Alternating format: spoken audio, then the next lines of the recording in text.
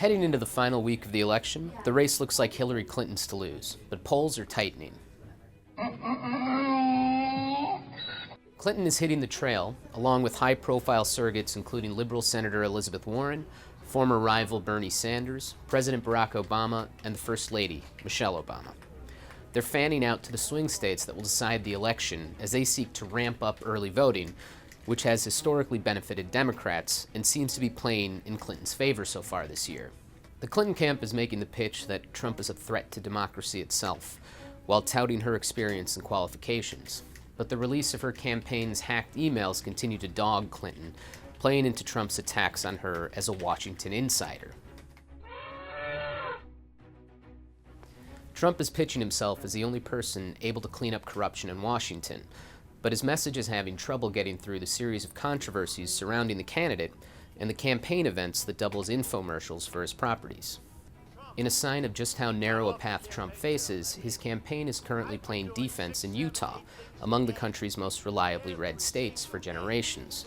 His running mate Mike Pence held a rally in the Mormon-dominated state this week in an effort to plead with voters turned off by Trump's racist and misogynistic rhetoric to vote for him instead of independent Evan McMullin, a complete unknown until a few weeks ago, who now leads in some polls there.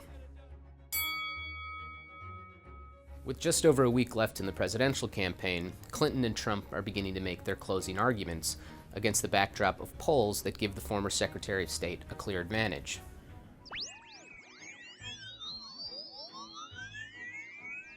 But some new polls have shown Trump making up some of the ground he lost amid accusations from nearly a dozen women that he sexually assaulted them, accusations that he denies. A new Suffolk University USA Today poll released this week shows Clinton drawing 89% of Democrats, while Trump commands just 80% of Republicans. If the race tightens further in the coming days, it will likely be the result of reluctant Republicans coming home to their nominee. It's not clear whether that will be enough to hand Trump a win. Our FT poll tracker shows a solid lead for Clinton heading into the final stretch. Keep an eye on it to see if Trump makes up any ground.